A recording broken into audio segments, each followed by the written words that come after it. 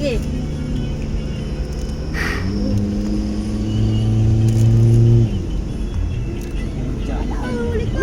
Kan tempat baju kayak gitu. Ni masih ada ni di tangannya tu. Nah, ini batu dia diambil untuk jalan aspal, ini ambil batunya.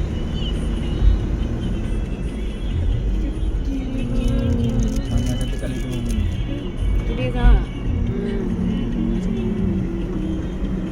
Dah tak nampak lagi.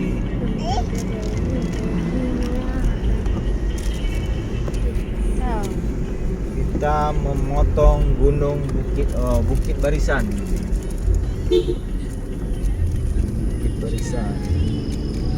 Dari arah Melabuh menuju Takengon. Wah. Pelan-pelan jangan dilempar. Bajunya ada keras ni kena ambil.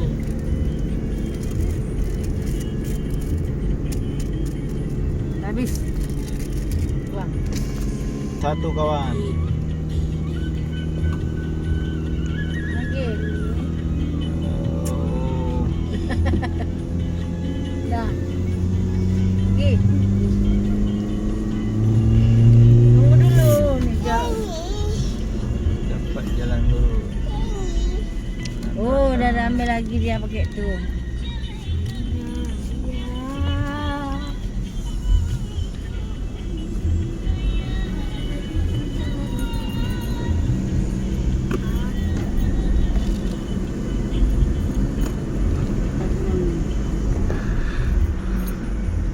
Dah duduk bagus-bagus.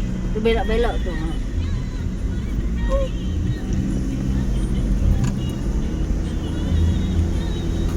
Oh, nanjak lagi.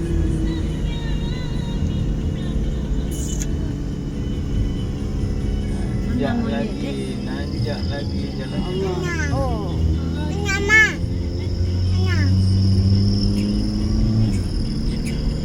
Masya Allah, kok tinggi. Allah, ke depan semua, ke depan.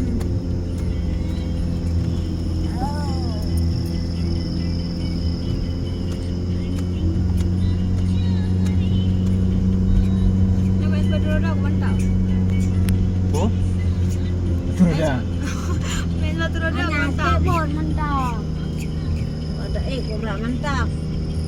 Kebab, kira-kira lah. Duk. Tinggu. Duk ni pakai terus. Pak nyoda pakai airel. Cek, tidak ada mod. Oh, dipakai ke batin dah. Oh, cantik kali. Oh ya. Ni je kerja pak ayah lah saya Di Aina. puncak ini saya. Cepat lu ada dia. Suasana puncak, puncak gunung. Suasana puncak gunung. Sedang berkabut.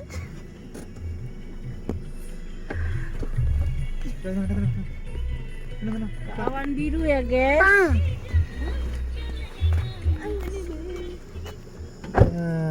Kita masih di puncak nih kawan. Wah, hutan. Hutan nih semua. Kanan kiri hutan ya. Oh, kok turun semua. Nih. Ini di puncak nih hutan semua nih. Ini jalannya bagus sekali seperti jalan tol.